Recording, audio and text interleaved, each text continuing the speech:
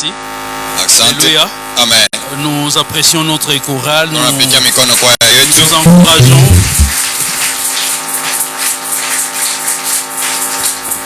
Nous sommes encore debout, nous allons nous lever pour honorer la parole de Dieu. Nous allons lire, ensuite on pourra se rasseoir. Que le nom de Jésus soit glorifié ce matin.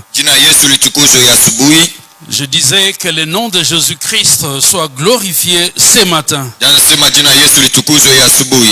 Je vous salue au nom de Jésus. Bonjour. Bonjour. Est-ce que tu peux saluer ton voisin? Voilà, c'est aussi une occasion. Saluez votre voisin. Prochainement, si vous ne connaissez... D'ailleurs, ce serait mieux, peut-être que même si vous vous connaissez, la fois prochaine, vous saluez les voisins. Il ne vous posera pas la question, vous vous appelez comment? Je trouve que c'est un peu indélicat. La fois prochaine, dès qu'on se salue, tu te présentes. Moi, c'est elle. Tu donnes ton nom au voisin. Alléluia.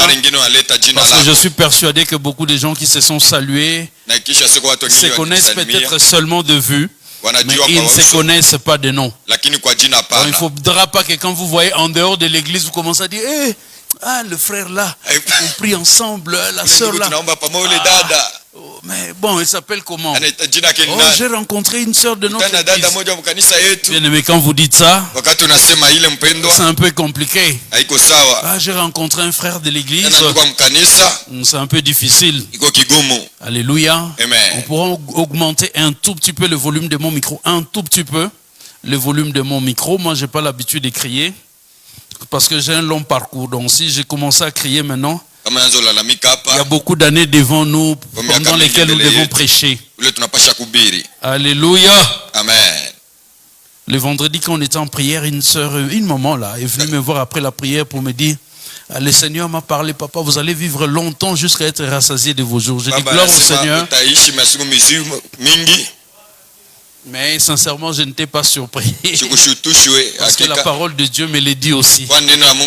Alléluia. Ah, elle n'a pas mal fait de me le dire, mais moi je le sais.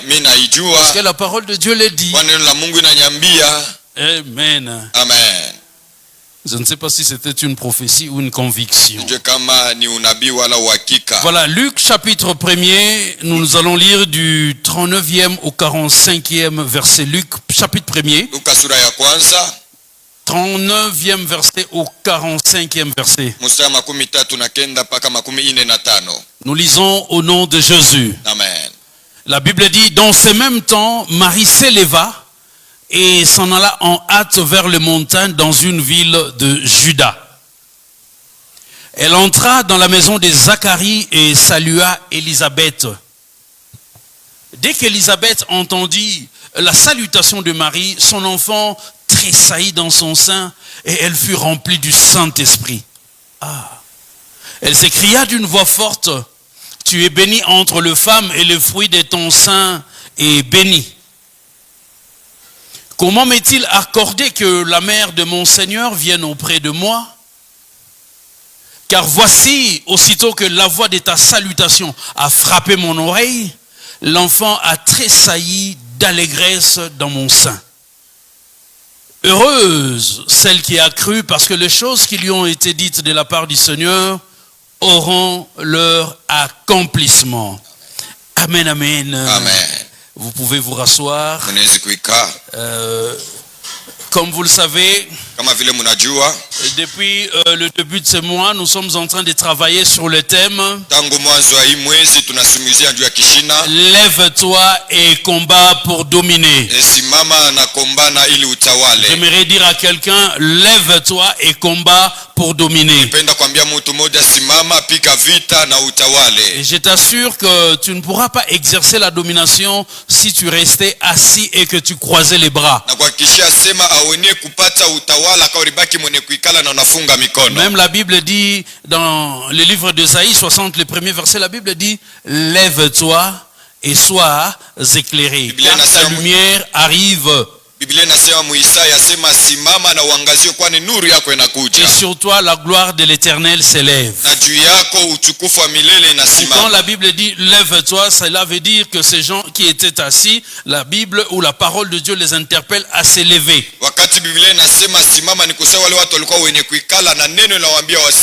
Parce que si tu ne te lèves pas, les ténèbres risquent de dominer sur toi. La gloire de l'Éternel est disponible. La gloire de l'Éternel veut briller, c'est resplendir dans ta vie. Mais pour cela, tu dois t'élever. Utukufu wa Mungu uko tayari, utukufu wa Mungu inapenda kuangaa ndani ya maisha yako, lakini ndio ile unapasha simama. Il y a beaucoup de gens qui sont assis, il y a beaucoup de gens qui sont dans la distraction, qui ne se lèvent pas pour pouvoir combattre et exercer ainsi la domination. Kwa watu wengine wengi wako wenye kuikala lakini hawasimame ndio kutumikisha utawala. Alors les dimanches passés, j'avais parlé du combat spirituel, j'avais donné des vérités fondamentales, ces vérités qui nous conduisent, qui vont nous conduire durant tout ce temps parce que nous sommes en train de combattre. Jumapili ilipita tulisema njoo maukweli tano yenye nelekea kishina kenye tunatumikisha ili ndio tupige vita mzuri. Alors après ces vérités sur le combat spirituel, kisha ile makweli juu ya vita kiroho, nous avons abordé les différents combats que j'ai appelés les 7 combats majeurs de la vie. Na tulisemezea ile nilita mavita 7 ya msingi ya maisha. Et nous avons déjà donné les 7 combats que nous allons développer pendant ces temps. Et ça ne suivra pas forcément l'ordre que je donne maintenant parce que selon que le Saint-Esprit va me conduire à un combat que je citais à la 6e position, on peut voir ça à la 3e, ainsi de suite.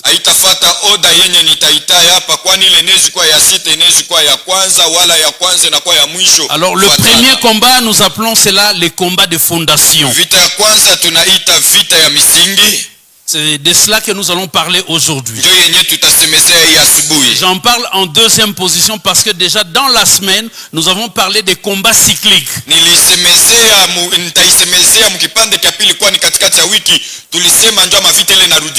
Ces combats répétitifs dans la vie, ces combats qui reviennent.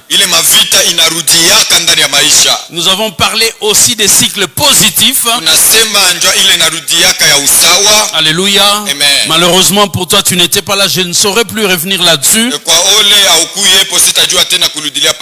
Nous avons pris même le temps dans la prière contre ces choses. Car beaucoup de personnes, beaucoup de familles expérimentent les combats cycliques, c'est-à-dire ces combats qui partent et qui reviennent, qui partent et qui reviennent. Nous avons prié, nous avons détruit ce cycle négatif dans nos vies. Alors ce matin, je commence le 2e combat. Et je citais en première position. Bon, je cite le 7 combats. Je parlerai des combats de fondation. J'ai déjà parlé des combats cycliques. Je parlerai des combats de l'opposition. Je parlerai en 4e lieu de combats contre l'ennemi qui est à l'intérieur. Je parlerai des combats financiers. Je parlerai aussi des combats contre la maladie et l'infirmité. Et je finirai par les combats de la destinée. Alors ce matin, j'introduis les combats de fondation. Nous allons développer ce thème à partir d'aujourd'hui et aussi les mercredis, le jeudi et le vendredi. Et par la grâce de Dieu, le dimanche, je vais commencer un autre combat.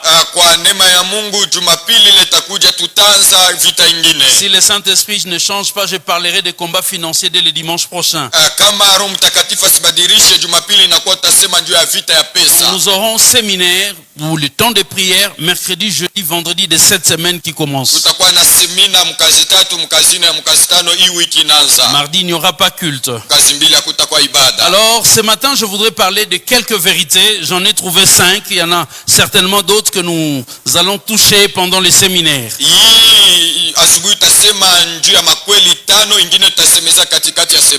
Alors j'ai dit ceci, 5 vérités concernant les combats de fondation.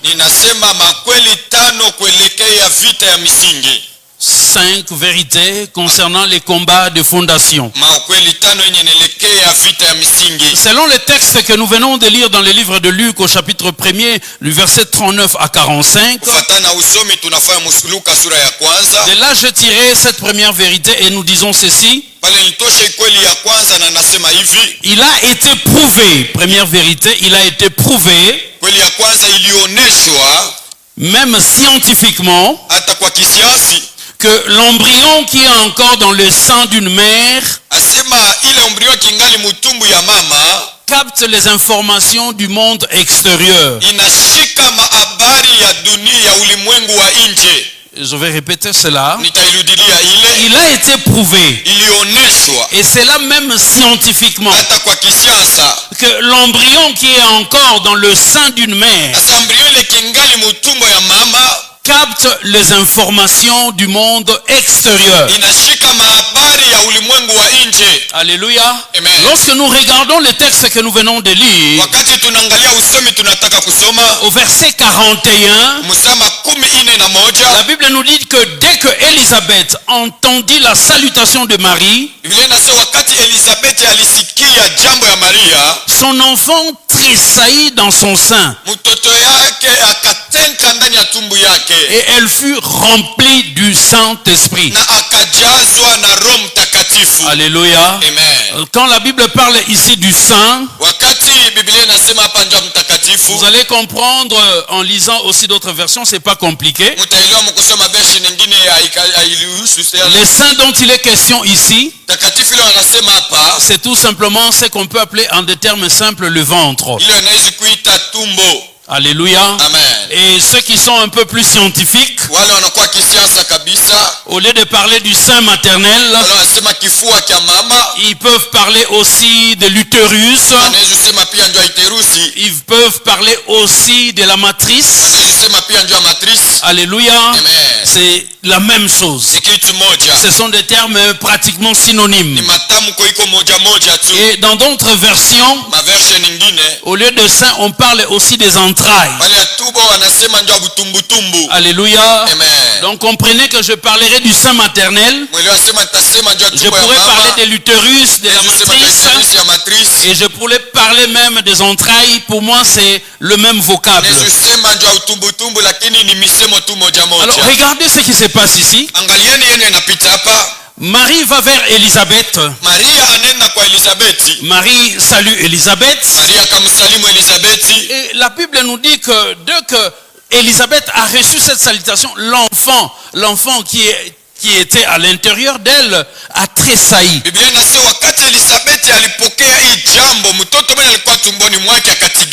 C'est-à-dire l'enfant a bougé. Vous savez, plusieurs fois nous avons lu ce texte. Mais ce que j'ai découvert aujourd'hui m'a même étonné. Parce que j'ai vu quelque part lorsqu'on descend, au verset 44, ici on dit tout simplement l'enfant a tressailli. Mais regardez au verset 44, la Bible précise ici à la fin, l'enfant a tressailli d'allégresse dans mon sein. L'enfant n'a pas simplement bougé. Les mamans savent, lorsqu'ils portent les bébés ou l'embryon, généralement l'enfant bouge. Et quand l'enfant ne bouge pas, la maman est inquiétée. Je me souviens une fois ici, je reçois un coup de fil. Une sœur de la chorale m'appelle. Ma sœur est à terme. Elle doit accoucher en principe. Elle devrait accoucher hier. Mais c'est passé. Et voilà qu'aujourd'hui, elle sent que l'enfant ne bouge pas. J'ai vu la peur. J'ai vu l'inquiétude. Nous avons prié. Sa sœur ne prie pas avec nous. Il passe là, on va prier. Nous avons prié. Après quelques heures, on m'appelle. Ah non, elle venait d'accoucher déjà. Et nous avons glorifié le Seigneur. Il faudra qu'un jour qu'elle vienne aussi elle-même quand même rendre grâce à Dieu. Hein? Alléluia. Donc, mais ici, je crois que vous le savez, tous les mamans le savent, les enfants bougent dans les ventres. Mais vous n'avez jamais su quand l'enfant bouge, c'est quel sentiment que l'enfant est en train d'exprimer. Vous dites seulement l'enfant a bougé. Je ne sais pas s'il y a des mamans qui le savent. Il y en a qui disent quand l'enfant, l'enfant est en train de jouer. Peut-être c'est là aussi tressaillir de joie. Alléluia. Ce qui m'a étonné, comment Élisabeth a su que tel que l'enfant tressaillissait là, c'était l'allégresse et la joie. Je me dis, donc l'embryon ou le bébé qui est encore à l'intérieur du ventre de sa mère capte les informations qui sont à l'extérieur du monde extérieur.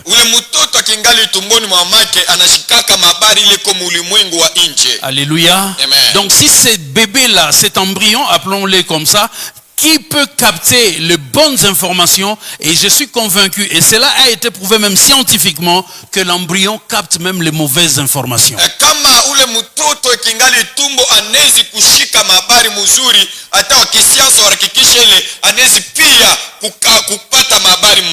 Dis-moi qui t'a salué pendant que tu portais la grossesse. Dis-moi qu'est-ce qu'on t'avait dit pendant que tu portais la grossesse. Ce que tu ne sais pas, ce qu'on t'a dit là affecte aussi la vie du bébé. Alléluia. Le bébé qui est dans le ventre, donc on l'appelle l'embryon. Mais comprenez, je vais parler plus du bébé. Même moi-même, quand je parle de l'embryon, je trouve ça bizarre, mais la vérité que c'est l'embryon. Amen. Amen. Jean-Baptiste qui était encore dans le ventre de sa mère a bougé. Et ce qui m'a étonné encore en lisant ce texte, je reviens au verset 41. Lorsque l'enfant a tressailli dans le sein d'Élisabeth, la Bible nous dit elle fut remplie du Saint-Esprit. Et j'ai compris que pour la première fois, avant même la Pentecôte, avant que les apôtres puissent être remplis du Saint-Esprit, le jour de la Pentecôte, nous sommes dans Acte 2. Élisabeth avait déjà expérimenté la plénitude du Saint-Esprit dans Luc au chapitre 1er. Mais il faut lire la Bible avec beaucoup d'attention et que le Seigneur t'aide à découvrir certaines choses. Plusieurs fois j'ai lu le texte, je n'ai jamais remarqué que Élisabeth fut déjà remplie du Saint-Esprit avant les apôtres.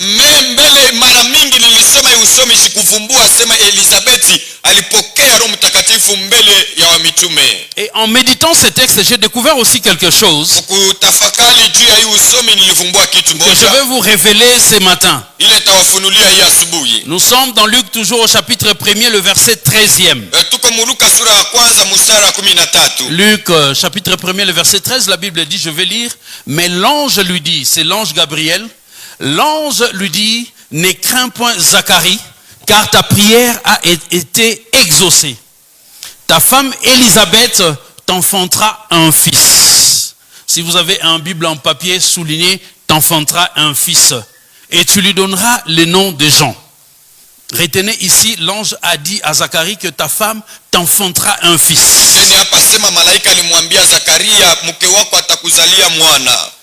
Lisons aussi Genèse 18, le verset 10. Alléluia. Amen. Genèse 18, 10, la Bible dit, l'un d'entre eux dit, ça c'est Abraham, avec les anges qu'il avait visités. L'un d'entre eux dit, je reviendrai vers toi à cette même époque, et voici Sarah, ta femme aura un fils. Aura un fils. Sarah écoutait à l'entrée de la tente qui était derrière lui. Alléluia. Amen. Qu'est-ce que je voudrais dire par là? Quand vous méditez bien la parole de Dieu, j'ai remarqué ceci. Quand il s'agissait de couples qui étaient déjà vieux, l'ange, en annonçant le message de Dieu, disait toujours: ta femme enfantera un fils, ta femme te donnera un fils.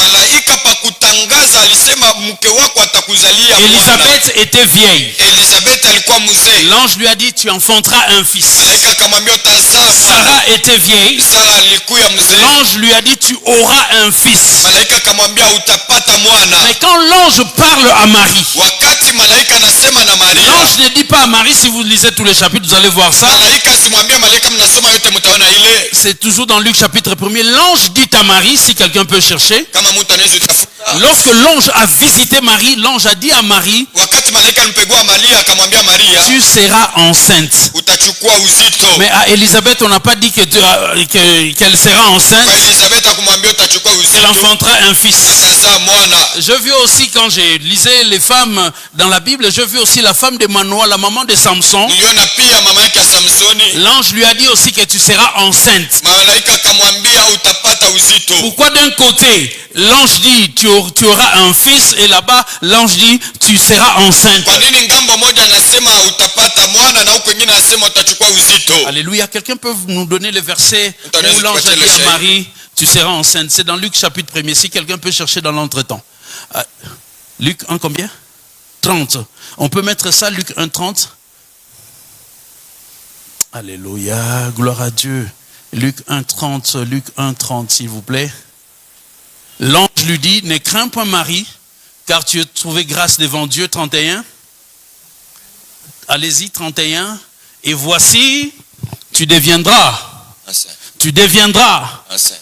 On dit d'abord tu deviendras enceinte et ensuite tu enfanteras un fils. Donc ce qui est je dirais un processus normal. Tu deviendras enceinte parce que la femme doit d'abord être enceinte et ensuite enfanter un fils. Mais pourquoi pour Sarah et Élisabeth, l'ange n'a pas dit que tu seras enceinte et ensuite tu enfanteras un fils?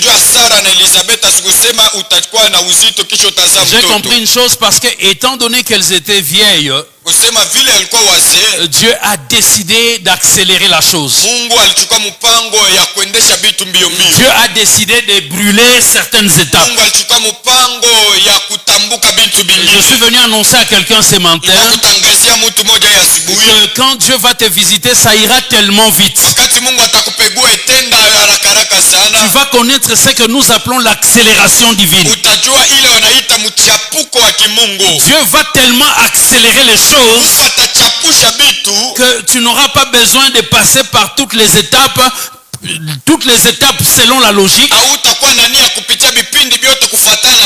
pouvoir palper cette bénédiction. N'avez-vous pas déjà vu des dames qu'on a épousées comme ça? Le mari vient, il dit: non, moi je n'ai pas besoin de passer par ces histoires-là de la prédote. On fait tout seulement le même jour. Il vient là, il dit: on va combiner et la prédote et la dot et le mariage civil. Alléluia. Que le Seigneur t'accorde cela quand tu me donnes un bon amen. Ta façon de me regarder, je me dis: est-ce que tu crois cela ou tu ne crois pas? Dieu va te visiter, ma soeur. Ça ira tellement vite que la prédote, la dot et les civils, tout ça sera combiné. Et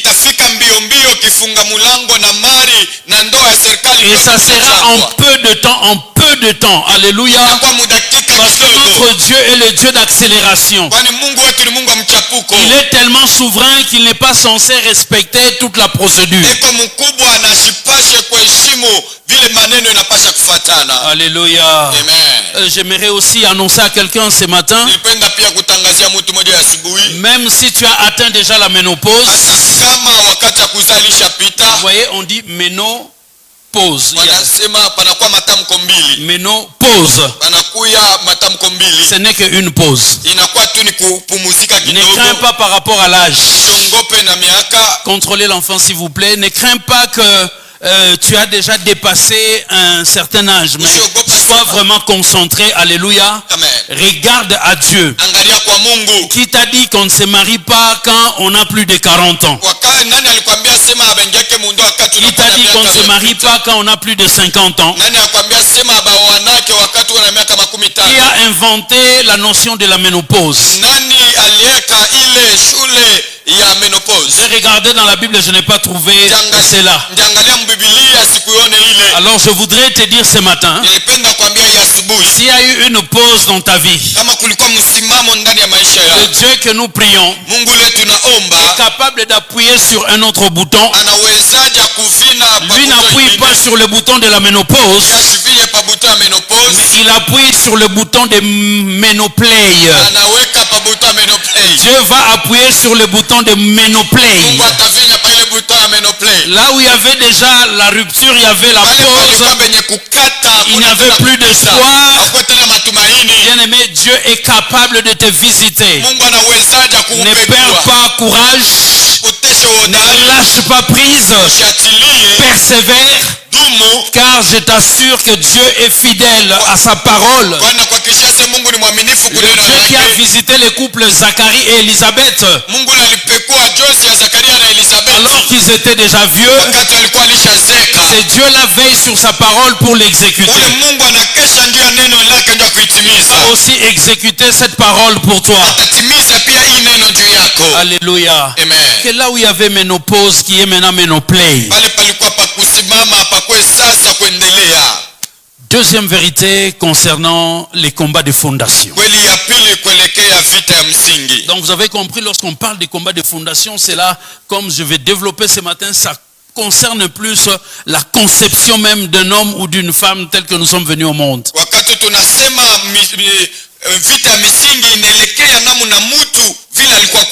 Deuxième vérité, la plupart des combats dans la vie commencent dans le sein maternel. La plupart des combats dans la vie commencent dans le sein maternel. Il y a de victoires, il y a des défaites qui ont commencé déjà dans le sein maternel. Nous allons lire Genèse 25, 21 à 26. Genèse 25, 21 à 26. La Bible nous dit, Isaac implora l'Éternel pour sa femme car elle était stérile et l'Éternel l'exauça. Rebecca, sa femme, devint enceinte. Les enfants se heurtaient dans son sein et elle dit, s'il en est ainsi, pourquoi suis-je enceinte? Elle alla consulter l'Éternel. Et l'Éternel lui dit, 2 nations sont dans ton ventre et 2 peuples se sépareront au sortir de tes entrailles. Vous voyez? Entrailles, sein, ventre. Comme je vous avais dit, la Bible utilise tous ces termes-là, mais ça veut dire la même chose. Alors, et 2 peuples se sépareront au sortir de tes entrailles. Un de ce peuple sera plus fort que l'autre, et le plus grand sera assujetti au plus petit. 24. Le jour où elle devait accoucher s'accomplir, et voici, il y avait 2 jumeaux dans son ventre. Le premier sortit entièrement roux comme un manteau de poils, et on lui donna le nom d'Ésaü. Ensuite sortit son frère, dont la main... Remarquez cela, ensuite sortit son frère, donc c'est-à-dire Jacob.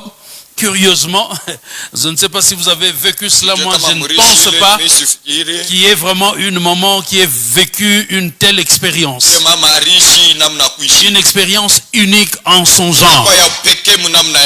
La Bible dit, et ensuite sortit son frère dont la main tenait les talons d'Ésaü. Et on lui donna les noms de Jacob. Isaac était âgé de 60 ans lorsqu'il naquit. Alléluia. Amen. Donc, je vais te dire quelque chose. Je n'avais pas prévu de dire cela. Isaac a prié. Isaac, ici, la Bible nous dit, lorsque l'enfant naquit, Isaac avait quel âge? Il avait 60 ans. Je ne limite pas seulement cet enseignement. Je vais extrapoler un peu.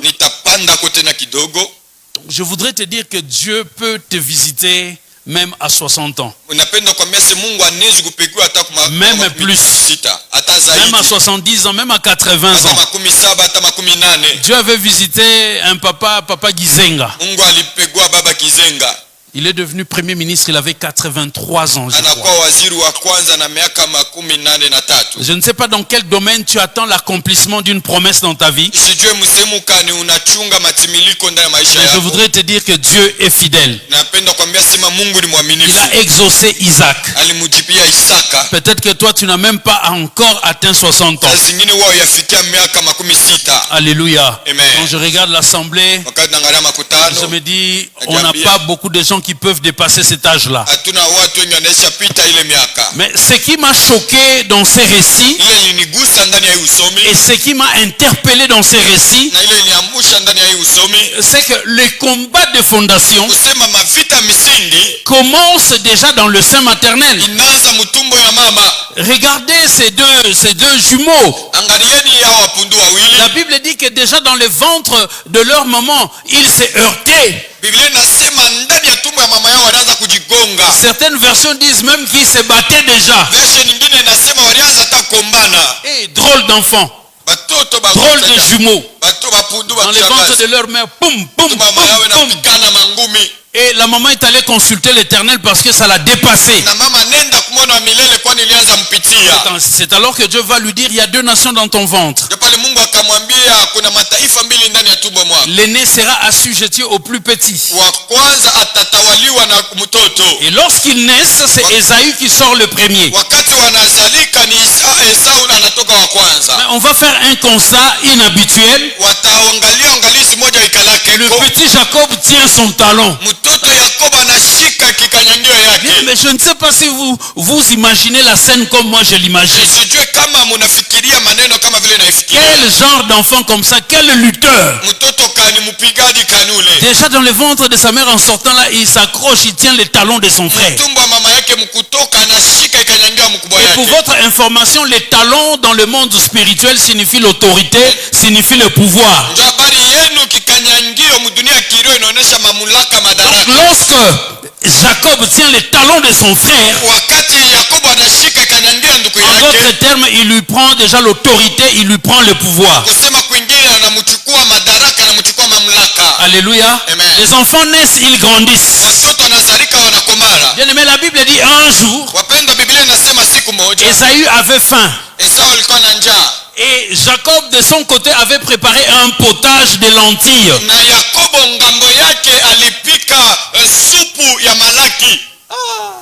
Soupe ya malaki, papa.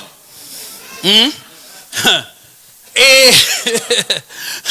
Ésaü qui avait faim, il approche son frère et lui dit, hey, donne-moi un peu de ta soupe là.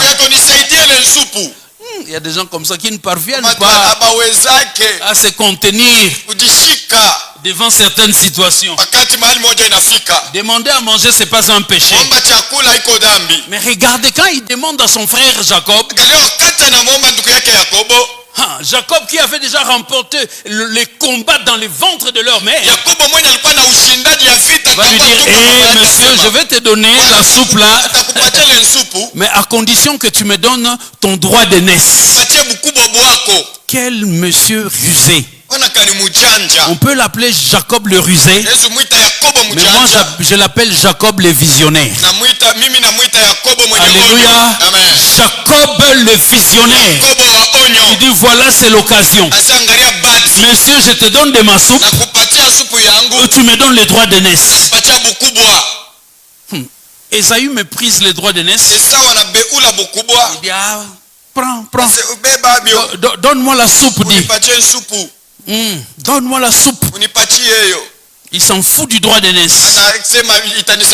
Jacob lui donne la soupe et Jacob récupère les droits d'aînesse. Bien aimé, fais très attention. Nous, en tant qu'enfants de Dieu, nous sommes le fils aîné de Dieu. Nous avons les droits d'aînesse. Ne vends pas ton droit d'aînesse. Ne cède pas ton droit d'aînesse face à des difficultés. On te proposera des choses. Tu veux la promotion? Fais ceci. ces choses-là qu'on va te proposer contraires à la parole de Dieu, lorsque tu les fais, tu vends ton droit d'aînesse. La Bible dit plus tard, lorsque Ésaü a voulu récupérer son droit d'aînesse, c'était trop tard et il laissa couler des larmes.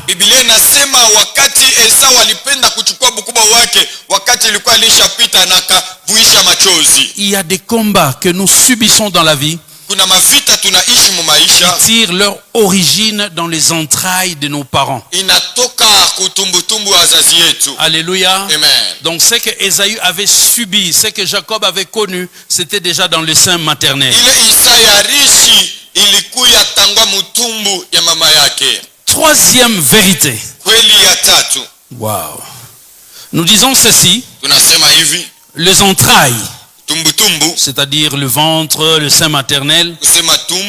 Les entrailles sont des aéroports qui accueillent des esprits sur terre avant de relâcher leur destinée. Je vais répéter cela, pour ceux qui notent. Les entrailles sont des aéroports. La matrice d'une femme, le ventre d'une femme, le sein maternel. Nous disons que c'est un aéroport. Vous allez comprendre quand je vais expliquer. Un aéroport qui accueille des esprits sur terre avant de relâcher leur destinée. Lisons dans Juge 13, le verset 2 à 5. Juge 13, 2 à 5, si nous pouvons lire dans la version du Semeur et dans la version seconde révisée. Vous allez comprendre ce que nous disons comme troisième vérité. Alléluia. Amen. Nous allons lire, c'est la version du Semeur. Voilà. La Bible dit à Tsoréa vivait un homme de la tribu de Dan appelé Manoah. Sa femme était stérile et n'avait jamais pu avoir d'enfant. Un jour, l'ange de l'Éternel apparut à cette femme et lui dit, tu es stérile et tu n'as jamais eu d'enfant. Pourtant, tu vas être enceinte. Ah, ici, on parle de tu vas être enceinte. Ici, c'est un processus normal comme Marie. Hein. Vous savez, là, c'est là que j'ai remarqué des différences. Et tu donneras le jour à un fils. À partir de maintenant, prends bien garde, vous voyez les instructions ici, de ne boire ni vin, ni autre boisson alcoolisée, et de ne rien manger qui soit rituellement impur.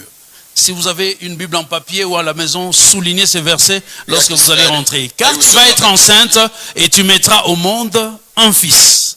Ce garçon sera consacré à Dieu dès le sein maternel. Ici on parle de sein maternel. Jamais il ne devra, voilà l'instruction, jamais il ne devra se couper les cheveux ou la barbe. C'est lui qui commencera à délivrer Israël de Philistins. Amen. Amen. On peut garder la version seconde révisée, je crois que c'est amplement suffisant. Je gagne du temps et je vais progresser. Alors, vous connaissez bien ces récits lorsque l'ange de l'Éternel a visité la femme de Manoah,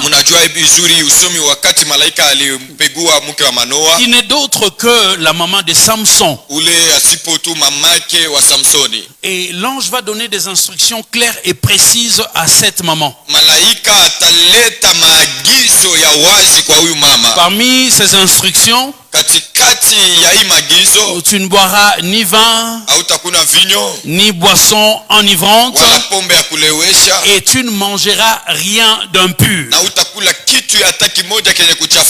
Alléluia. Amen. Et l'enfant qui naîtra de toi, on l'appellera, dans d'autres versions, on l'appellera naziréen. C'est-à-dire, les rasoirs ne passera pas sur sa tête et sur sa barbe. Il sera consacré à l'Éternel, car il a une mission spéciale, celle de délivrer Israël de l'oppression des Philistins. Alléluia. Amen. J'ai compris une chose. C'est vrai dans la vie, notre réussite dépend de nos choix, dépend de nos décisions. Mais nous ne devons pas perdre de vue ici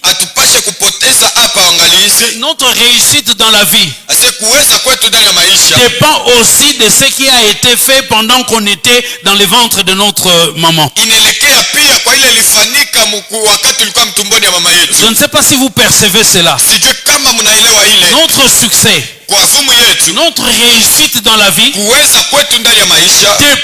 aussi de ce que la maman faisait pendant qu'elle te portait.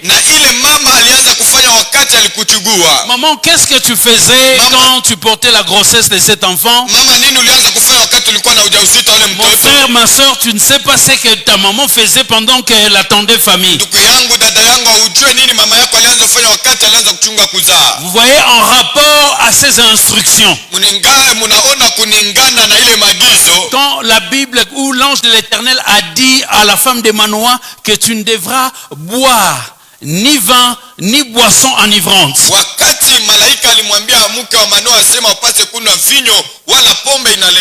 tu ne devras manger rien d'impur. Bien aimé, lorsque une femme attend famille, en allant en consultation, il y a même des médecins souvent qui conseillent, il ne faut pas manger ceci, il ne faut pas manger cela, il faut éviter ceci. Alléluia. Si sur le plan scientifique, c'est qu'une femme boit, c'est qu'une femme mange pendant qu'elle attend famille, peut impacter la vie de l'enfant ou de l'embryon. Nous ne devons pas perdre de vue ce que la maman fait a des répercussions sur la vie de l'enfant dans le monde spirituel aussi. Car la vie n'est pas seulement physique. La vie ici n'est pas seulement visible. La vie est aussi invisible. La vie est aussi immatérielle. Chère maman, qu'est-ce que tu buvais pendant que tu attendais famille? Il y a des femmes comme ça. Il y a des femmes qui boivent. Hein? Ah, moi, ça m'étonne beaucoup. Une femme qui peut te boire même 10 bouteilles. Une femme qui peut boire même tout un casier. Ah, en tout cas, molangwe bongaka na mwasi te. Je disais molangwa ebongaka na mwasi te. Ah, les hommes là, vous êtes contents, non? Ce n'est pas que j'autorise aux hommes de boire. Vous pouvez dire, ah, le pasteur dit, quand je vais dire tout simplement que s'enivrer ne convient pas à une femme. Amen. Est-ce qu'il y a une femme qui est là dans la salle peut soulever la main? Je voudrais voir les femmes ce matin. Je ne vous vois pas. Maman, levez bien vos mains. Je disais, il n'est pas bon pour une femme de s'enivrer. Hey, levez bien vos mains encore une fois s'il vous plaît. Je passe en revue les mamans. Il n'est pas bon pour une femme de s'enivrer. Mais combien de femmes s'enivrent? Généralement, on raconte que les femmes qui s'enivrent, je ne sais pas si c'est vrai, mais c'est l'expérience du monde. Les gens disent les femmes qui s'enivrent généralement sont légères. C'est ça, hein? Oui. Les femmes qui s'enivrent. Vous voyez, tu es une femme, tu t'enivres là, tu perds contrôle. Tu perds contrôle. Tu ne contrôles rien. Tu ne contrôles rien et tu perds tout. Je referme la parenthèse. Ceux qui ont compris ont compris.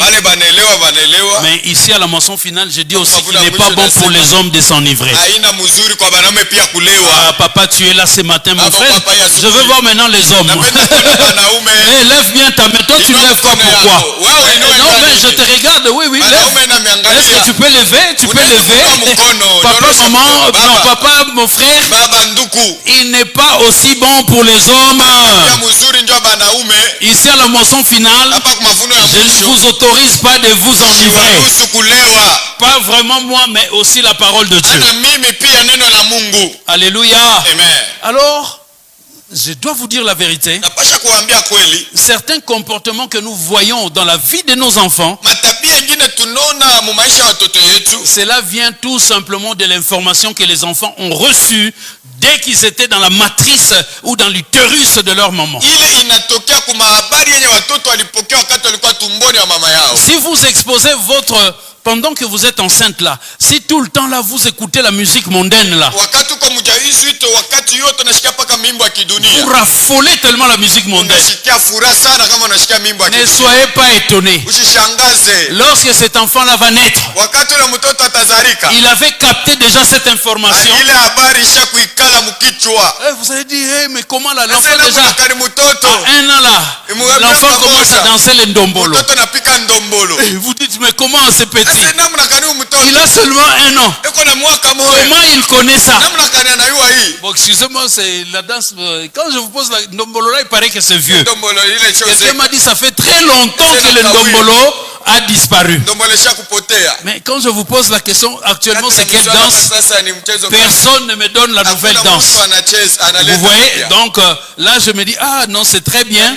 Ici à la moisson finale, cette histoire-là, mes fils et filles de la moisson finale ne connaissent pas. Et je pense, je crois que c'est comme ça. Mais je ne sais pas si quelqu'un peut me souffler. Actuellement, c'est quelle danse? Parce que moi, je parle toujours de ndombolo, ndombolo. On me dit non, c'est vieux. C'est quoi la nouvelle? Alléluia! Amen. Vous allez voir seulement les petits là à 1 an. Piou, piou, piou, piou, piou, piou. Vous savez, pendant qu'on était là, c'est 207. 207, oui. C'est ça actuellement. Oui, oui. Donc vous aussi, vous connaissez ça. Bon, dis-moi un peu entre nous, comment toi tu connais? Bon. Tu n'es pas obligé de répondre. Alléluia. Amen. Je sais que vous connaissez, mais vous avez peur. Si nous répondons à cette question, c'est une question piège. Il va nous poser la question, comment nous connaissons? Non, je ne vous condamne pas. Vous pouvez voir ça en passant. Nous allons dans des fêtes. Toutes les fêtes auxquelles nous allons là, c'est pas seulement les chrétiens. Ça peut même être membres de famille. On met là-bas, les gens dansent. Mais moi, je ne sais pas, je ne retiens pas encore. Mais là, tu viens de me donner l'information. Pendant qu'on était là en train de louer et d'adorer, j'étais là derrière. Il y a une petite fille. Je peux lui accorder maximum 1 année. D'ailleurs, elle est là encore. C'est comme si elle a compris. Dans les couloirs là, elle va vers son père. L'enfant de notre bien-aimé Laurie. Pendant qu'on louait, pendant qu'on adorait, cette petite dansait ici comme pas possible. Et moi j'ai regardé, ça m'a encore donné une inspiration. Tel que j'ai vu cet enfant danser, j'ai compris tout simplement, pendant que la maman attendait famille de cet enfant, donc l'enfant était dans un bon environnement, elle écoutait dans les seins de sa mère, elle écoutait des cantiques. Dans les seins de sa mère, elle suivait l'adoration. Dans les seins de sa mère, elle suivait déjà la louange. Et quand elle est née, elle est venue à l'église, bien aimée, elle avait déjà en elle enregistré cette adoration. Et la a dansé comme pas possible. Alléluia. Amen. Maman, qu'est-ce que tu as fait pendant que tu attendais famille? Maman, qu'est-ce que tu mangeais pendant que tu attendais famille? Et je vais aller plus loin. Où est-ce que tu es allé pendant que tu attendais famille? Et tu es allé chez un marabout? Et tu es allé chez un féticheur pour chercher l'enfant? Pour chercher une protection? Je ne sais pas pour chercher quoi. Je voudrais te dire ce matin que tu as exposé ton enfant à un combat. Alléluia. Amen. Parce que nous devons avoir une ligne de conduite en tant que maman kwani tunapasha kuya na ongozaji kama mama qui soit conforme aussi à la parole de Dieu. ile inalingana pia na neno la Mungu. C'est pas seulement la femme de Manoa, Anapaka mke wa Manoa, mais toute femme est tenue une bonne chrétienne pendant qu'elle attend famille. mwamuke yote Mkristo mzuri wakati anasubiria kuzaa. D'abord, nous ne fréquentons pas les marabouts, nous ne fréquentons pas les féticheurs, tous ces aventuriers-là. Je crois que vous ne les fréquentez pas. Mais si vous les avez fréquentés, vous avez ouvert la porte à un combat. Ce combat qui concerne aussi l'enfant qui est né dans l'entretemps. Peut-être que pendant que vous attendez famille, vous avez été dans l'occultisme. Lorsque vous allez dans des loges mystiques, l'enfant que vous portez, tout ce qui s'est fait là-bas, l'enfant aussi a été influencé, l'enfant a reçu ces informations. Ne soyez pas étonnés lorsqu'il va grandir que cet enfant-là puisse embrasser l'occultisme et des fois même être dans la sorcellerie.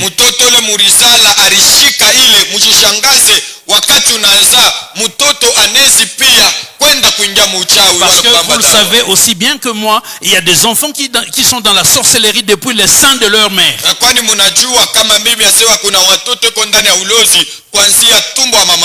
Alors par rapport à ce texte, je donne quelques points qui m'ont attiré.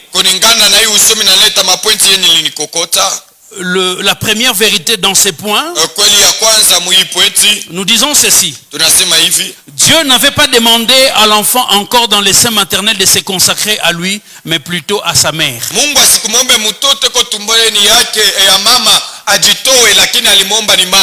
Dieu n'avait pas demandé à l'enfant qui était dans les seins, c'est-à-dire Samson, de se consacrer à lui, mais plutôt à sa mère. Je voudrais vous dire ce matin la vérité. L'enfant qui est dans les seins de sa mère est encore innocent. Et s'il y a quelqu'un qui doit se consacrer, on ne va pas demander à cet enfant-là de se consacrer. La consécration concerne la maman qui porte les bébés. Maman apprend à te consacrer. Jeune fille, tu n'es pas encore mariée, écoute bien ce message. Lorsque tu seras dans ton foyer, épouse, apprends à te consacrer à Dieu.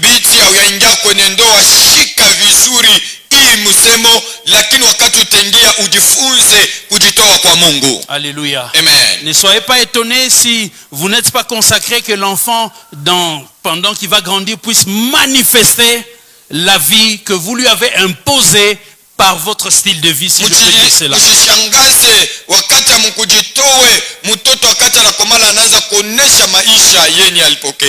Alors, je dis ceci comme deuxième vérité. L'état spirituel de la mère enceinte. L'état spirituel de la mère enceinte influence l'état spirituel de l'embryon. Alléluia. Amen. Votre état spirituel va influencer l'état spirituel du bébé qui naîtra. Regardez la femme de Manoa, elle reçoit des instructions claires. Parce que l'enfant là, c'était un futur juge d'Israël qui devait délivrer Israël de l'oppression des Philistins.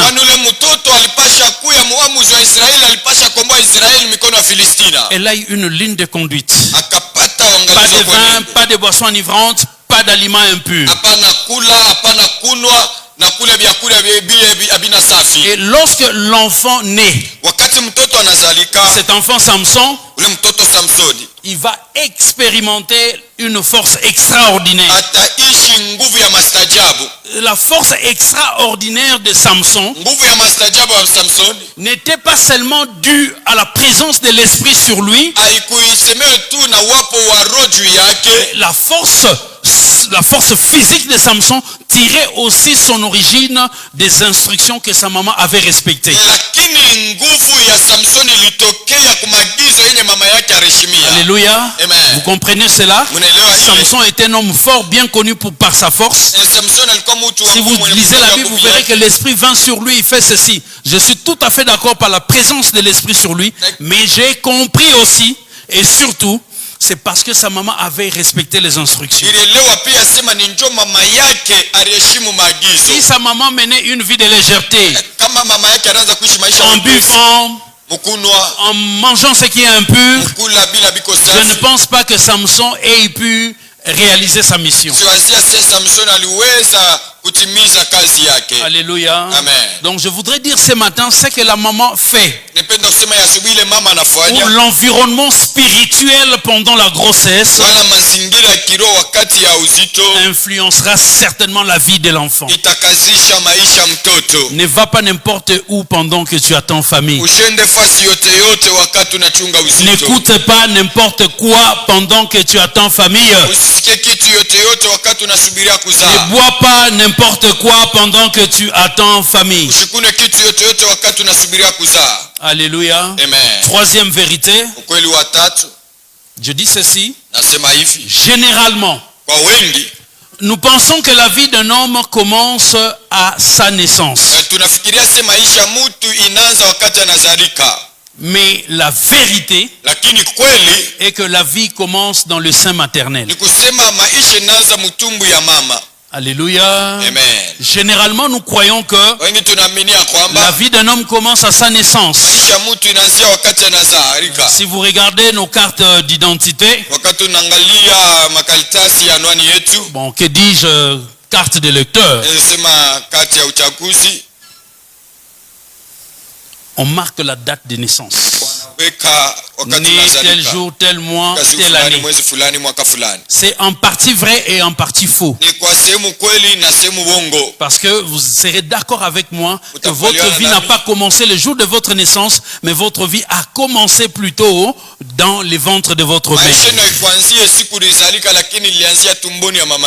C'est pourquoi je dis autant l'extérieur, l'environnement extérieur influence nos vies. L'environnement du sein maternel aussi influence notre destinée. Si pendant la grossesse, la maman vous a consacré déjà à un marabout, à un féticheur, aux esprits des eaux,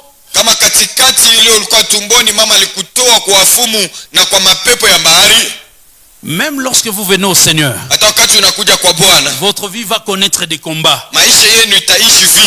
Alléluia. Amen. Et je dis que le ventre d'une femme ou les entrailles, c'est tout un aéroport. Je dirais même une piste d'atterrissage des esprits. Pourquoi je dis que le ventre d'une femme est un aéroport ou une piste d'atterrissage des esprits? Parce que l'homme est un esprit ayant une âme et vivant dans un corps. Savez-vous que vous êtes un esprit? Alléluia. Amen. Vous n'avez pas un esprit, mais vous êtes un esprit. Donc, le ventre de la femme, c'est une piste d'atterrissage. Tous les esprits, c'est-à-dire tous les humains, puisque nous sommes des esprits, du moins vraiment ceux qui sont nés de nouveau, ou bien même je dirais toutes les âmes, passent par le ventre d'une femme. Personne sur cette terre n'est né sans passer par le ventre d'une femme. Les 7 milliards d'habitants que nous avons sur la planète Terre, il n'y a personne qui n'est passé dans le sein maternel. Même si aujourd'hui je sais, on invente des techniques telles que l'enfant ne passe pas par là, mais bien aimé, selon les plans de Dieu, nous devons tous passer par là. 7 milliards d'habitants, que tu sois noir, on passe par les seins maternels. Que tu sois blanc, on passe par là. Que tu sois jaune, tu passes par les seins maternels. Que tu sois femme, que tu sois homme, il faut passer par les seins maternels. Riche ou pauvre, nous passons par les seins maternels. Jeune ou vieux, nous passons par les seins maternels. Alléluia. Voilà pourquoi les seins maternels, bien-aimés, a un grand impact sur le chemin de notre destinée pour dominer.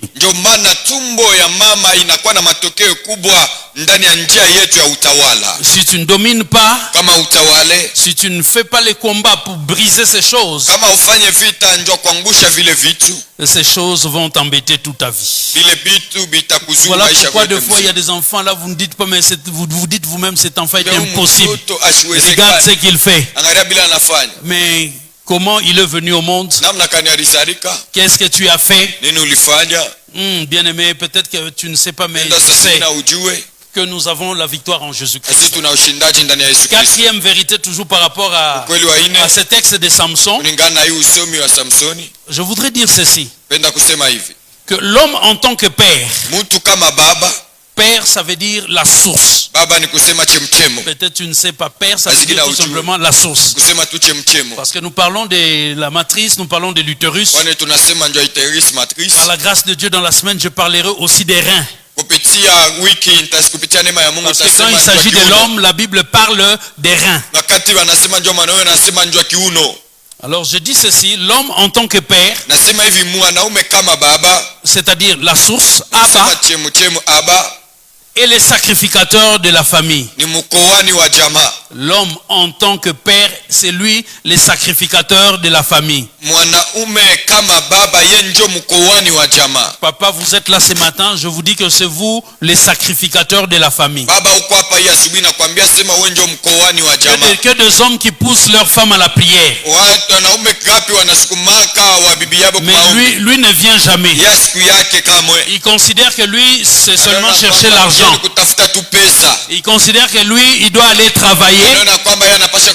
Il doit ramener l'argent, nourrir la famille, et c'est tout.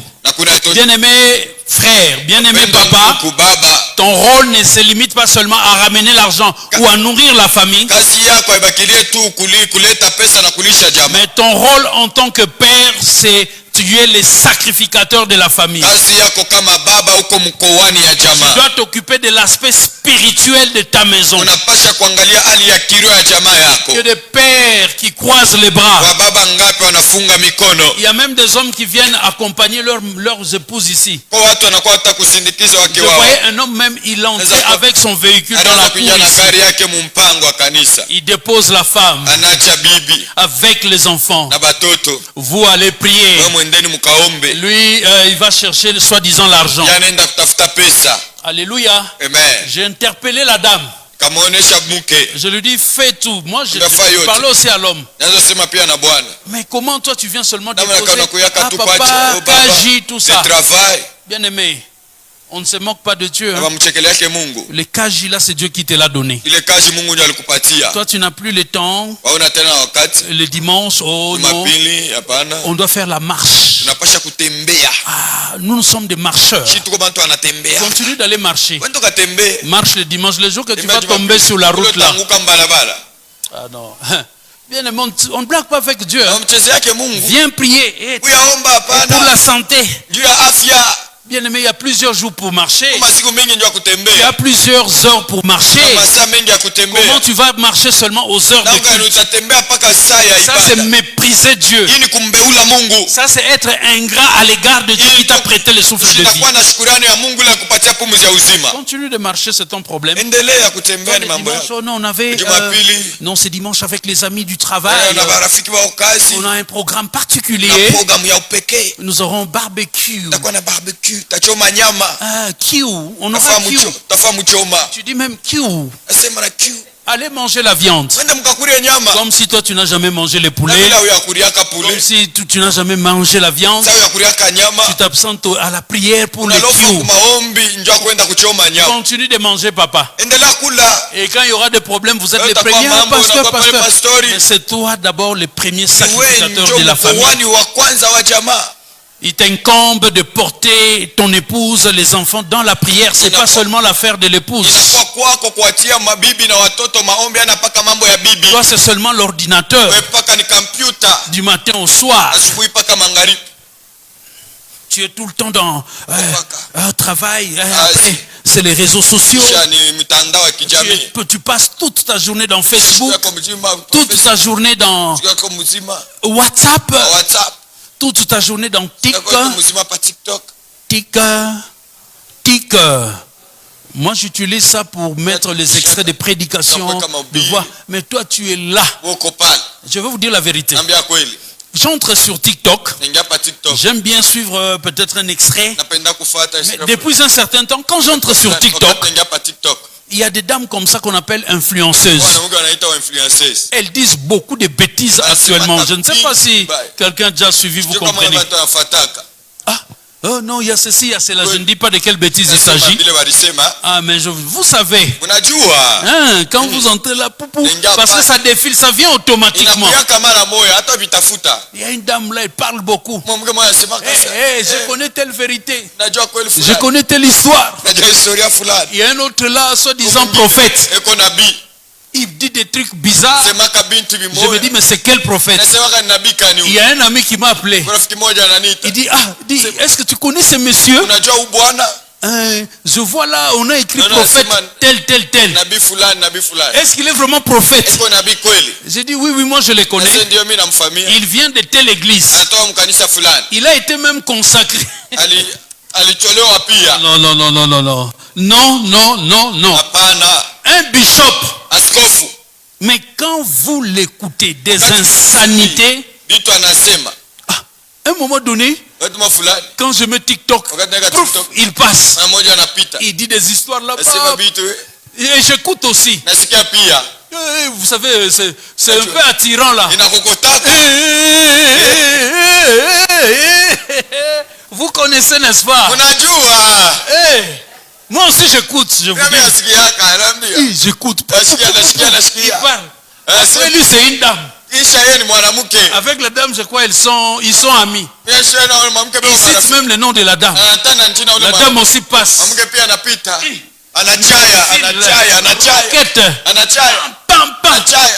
Et bien aimé, à un moment donné j'ai commencé à écouter ça souvent. Et il y a même un ami qui m'a dit, j'ai déploré, j'ai dit à un ami à moi, j'ai dit mais cette dame là, elle est vraiment impudique, hein? Elle raconte que des bêtises, des trucs comme ça. Vous savez ce que mon ami m'a dit? Oui, c'est vrai, elle est impudique, mais du moins elle nous permet de connaître certaines vérités. Mon ami me dit, mais mon cher, nous apprenons beaucoup de choses. Hein? On connaît maintenant beaucoup de vérités. Hein? Et j'ai commencé à écouter aussi. J'ai dit, écoutons ces vérités quand même.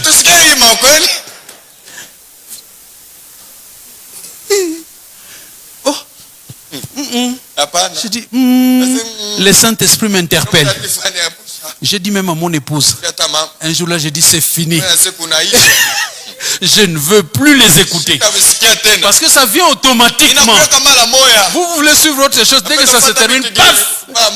Et j'ai dit à mon épouse, moi là, ces gens-là salissent mes oreilles. Je ne veux plus. Bien aimé, c'est ta décision, papa. Tu peux écouter, mais tu peux refuser d'écouter. Mais moi, je crois que la bonne vérité, c'est la vérité de la parole de Dieu. Même quand mon ami m'a dit, ça nous permet je ne sais pas comment j'avais accepté ça. Ça nous permet de connaître certaines vérités. Hein? Non. Je devrais lui dire la vérité, c'est la parole de Dieu. C'est pas ce que ces gens-là racontent. Ça, ce sont des historiettes. Alléluia. Je voudrais interpeller les papas. J'en parlerai en semaine. Soyez aussi des hommes de prière. Bientôt, nous allons lancer le département des papas. Nous vous attendons là-bas. Nous devons aussi être des vaillants héros dans la prière. Alléluia. Ne sois pas là seulement WhatsApp du matin au soir. Du matin au soir seulement téléphone. TikTok. Et tu dors comme ça, tu ne pries pas. Et quand il y a des histoires qui arrivent là, il y a des combats qui vont arriver. Toi, tu ne sais pas t'élever parce que tu n'as pas une vie de prière. La dernière vérité par rapport à ce point, je vais dire ceci. Il n'y a pas un lieu plus spirituel dans les corps des êtres humains qui est l'utérus de la femme. C'est un lieu hautement spirituel.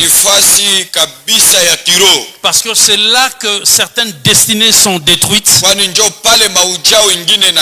C'est là aussi que certaines destinées sont amenées à manifestation pour la gloire de Dieu. Donc une vie peut être détruite à partir de l'utérus, tout comme une vie peut connaître le succès à partir de l'utérus. Samson a connu le succès déjà dans l'utérus parce que sa maman avait respecté les instructions.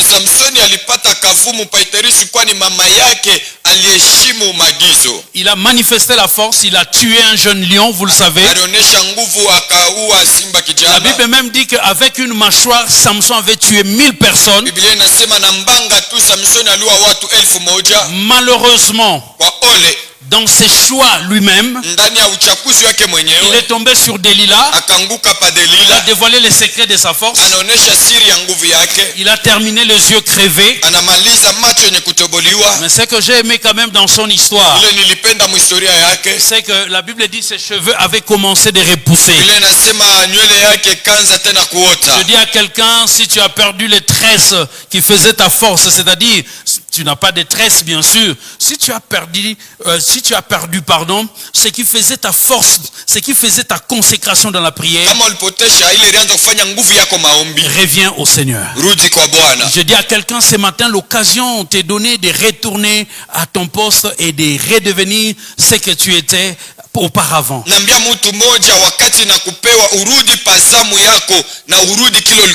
Parce que si tu continues sur cette même voie, tu finiras par avoir les yeux crevés. Pas forcément les yeux physiques, mais tu finiras par avoir les yeux spirituels crevés. Tu finiras par avoir les oreilles spirituelles bouchées. Alléluia. Amen. Mais Samson, la Bible dit Dieu lui a fait grâce. Dieu est là, il te fait grâce aussi ce matin, que tu puisses revenir à lui. Comme Samson, les cheveux avaient repoussé. Je suis convaincu ce matin que lorsque nous revenons au Seigneur, le Saint-Esprit revient aussi. Alléluia. La Bible dit ce jour-là, ils se sont moqués tellement de Samson. Ils l'ont pris pour un clown, pour les divertir, pour s'amuser. Ils ont pris Samson, ils l'ont amené dans la cour. Je vais lire cela. J'ai dit waouh, Dieu est bon. Nous sommes dans Juge 23, 30 et on termine par là. Vous avez dit combien? 5 vérités. Je suis à la 3e, je crois. Je vais m'arrêter. Ne vous en faites pas, et parce que nous serons là en semaine. Alléluia. Amen. Juge, on a enlevé. Pouvez-vous connecter s'il vous plaît? Juge 16, 23 à 30, je vous avais donné. Souvent quand vous mettez prédication là, vous avez quitté ou comment? Ah, merci. La Bible dit, je vais lire rapidement. Or les princes des Philistins s'assemblèrent. Moi je vais commenter, tu écoutes seulement parce qu'il est temps. Or les princes des Philistins s'assemblèrent pour offrir un grand sacrifice à Dagon, leur faux dieu là. Dagon, c'est un faux dieu qui était mi-poisson, mi-homme. Leur dieu est pour se réjouir, donc pour se divertir. Il disait, notre Dieu a livré entre nos mains Samson, notre ennemi. Et quand le peuple les vit, ils célébrèrent leur Dieu en disant, notre Dieu a livré entre nos mains notre ennemi, celui qui ravageait notre pays et qui multipliait nos morts. Dans la joie de leur cœur, ils dirent qu'on appelle Samson et qu'il nous divertisse. Ils firent sortir Samson de la prison et il joua devant eux. Ils le placèrent entre les colonnes. Ah, quelle erreur! Ils le placèrent entre les colonnes.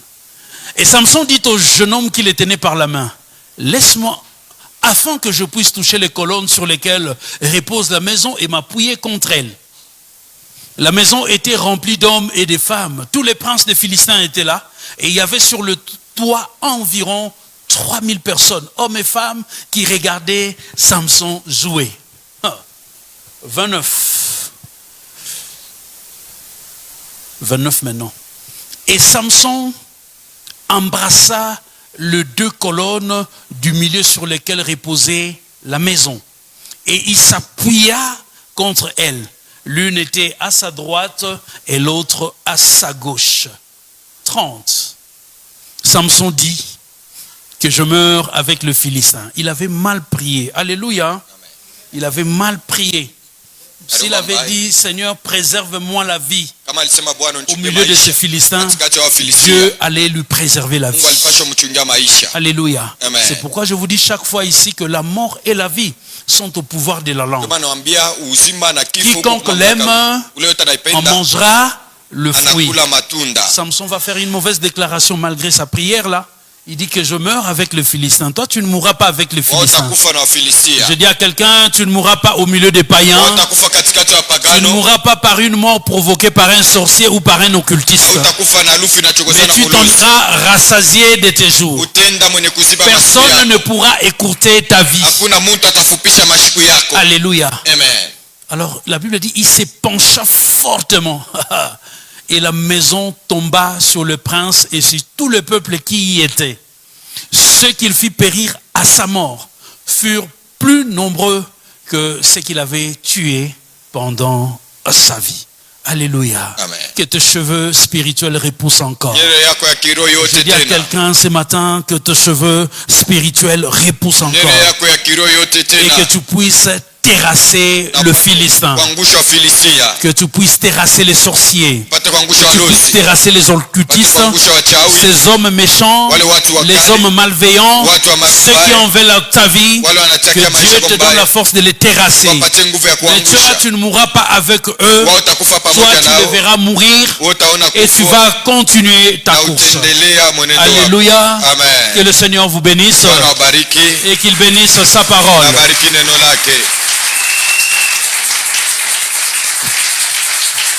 Gloire au Seigneur. Amen. Alors, en semaine, mercredi, jeudi, vendredi,